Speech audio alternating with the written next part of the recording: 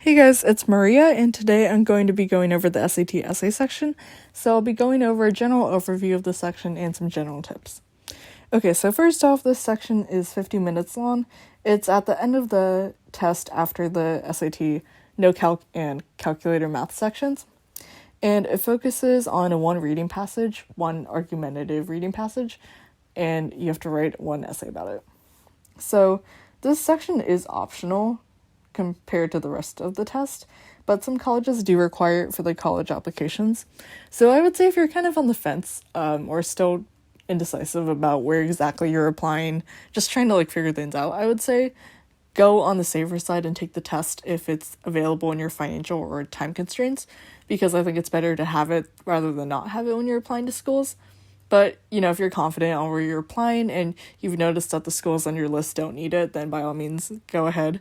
Just, I would say if you're kind of on the fence and not really sure what to do, then just take it so you can have it. But again, within financial and time constraints and everything. Okay, so going into a little bit about what this section is asking for. So basically, they'll be giving you this argumentative passage about some particular topic. So for example, here it's a passage from Jimmy Carter. He's talking about the Arctic National Wildlife Refuge and his opinion on it, what it's about and everything like that. And so you'll read the passage, and basically in your essay you want to explain how the author builds an argument to persuade the audience. So you're writing it out and with building that argument with evidence from the text and everything. So you're writing this essay primarily from a stylistic or rhetorical device perspective. So they give you an argument here, basically about what the author thinks. So for example, here you can tell that Jimmy Carter is upset about the idea of the Arctic Refuge being torn down in favor of industrialization and things like that. So that's the argument that's presented. And basically in your essay, you want to analyze how he makes that argument effective through the various rhetorical devices or stylistic devices that he uses to make his argument compelling.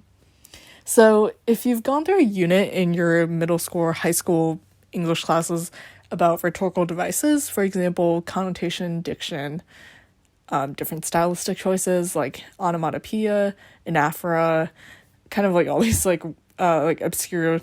obscurely named devices, metaphors, similes, all these things. So you can basically kind of watch out for these specific stylistic devices if you've learned about them. But if not, you can also just focus on really general things like tone, the flow of the passage, how he builds his argument. Is it chronological? Does he kind of split up his argument into pieces and bring them together? Just you can, even if you haven't learned the names of these very specific stylistic devices, you can also just focus on general things you observe, general patterns that may not have a specific name to a specific term, but rather just general things that you notice that you do find that makes the argument that the author presents compelling or not compelling. So, with some tips for this passage, my first is that to remember that it's not really about your opinion in the passage, and it's also not really about the author's opinion that much either, to an extent. So really what you're doing here is a stylistic / analytical reading of the passage. So you're not really demonstrating whether you think the author's perspective on this topic is right or wrong. You're really examining how he builds this argument that he does. He or she, sorry. How would they build the argument, if it's compelling or if it's not compelling. So although you don't really have a say in whether you think the topic of the argument is right or wrong, you can choose to stand your ground on if you think the stylistic choices that the author makes works or doesn't work. So for example, I could say, I think the tone that Carter presents here is very grim, maybe a little bit cynical, for example. This is all just hypothetical. And so therefore I think that his argument isn't compelling because of all these things that he does. That could be your essay. So you're not really arguing that Carter doesn't enjoy the Arctic Wildlife Refuge. That's not really the point of the essay. It's more of, okay, I see what the author is written here, and here is my take on whether he succeeds in doing that, essentially. Okay, and then my second tip is, if you can, try to take an opposing argument or opinion contrary to popular belief. So the way the essay works after you've written it and it's been graded is I like, as far as I'm aware, it's a bunch of like high school English teachers sitting in a room just trying to grade like hundreds, if not thousands, of essays. And so in order to help make your essay stand out, one thing that really helps is honestly just to write a really creative alternative viewpoint. So if you watched my SAT reading general overview video, I mentioned that there's honestly not a lot of room for creativity in multiple choice. You're really just trying to get to the straightforward answer as fast as possible. And here in the essay, you are constrained, of course, by, evidence, trying to make sure that you're always trying to prove an evidence-based claim. But here you could really make, like, really alternative arguments, again, that may not be, like, the most immediate details that stand out to you, but could take you, like, on an alternative path that makes it more interesting for the reader, and therefore also you to write it and when they're reading about it.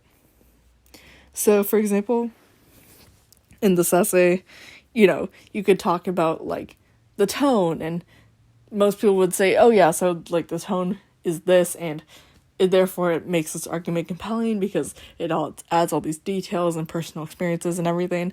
But you could take the alternative stance and be like, actually, I don't think this works, and here's why.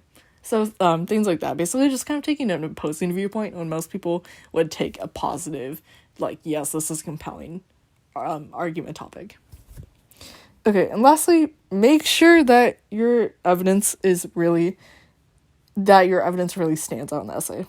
So one crucial thing to essay writing that I've learned, mostly in college, honestly, as I've been writing longer and longer essays, is that your essay in terms of evidence really needs to be bulletproof. You can pretty much argue anything as long as you have the evidence to back it up. And even though this sounds simple, in practice it actually can be kind of difficult because you want to, like, arrange evidence in a way that'll work with the claim that you're trying to come up with, right? But honestly, like, a lot of the time you know what you have and you just have to build your claim around that. So rather than building a claim first, try to read what you have and then go, like, the reverse direction and build a claim from there. Because if you go from the evidence first and then to your claim, it'll be a lot more supported, a lot more consistent, a lot more direct in what you're trying to argue than a claim and then trying to find evidence to fit that claim that honestly may not work as well. So yeah, that's all my advice for the essay section. Again, even if you don't or haven't learned specific rhetorical devices, it's alright. Just focus on really basic things like tone, kind of like the feeling that the author is trying to evoke. It doesn't need to be, like, super academic, but as long as it's logical and it makes sense to you, then it probably will for the reader. So those are all my tips that I have for this section. Thank you so much for watching, guys, and I'll catch you in another video.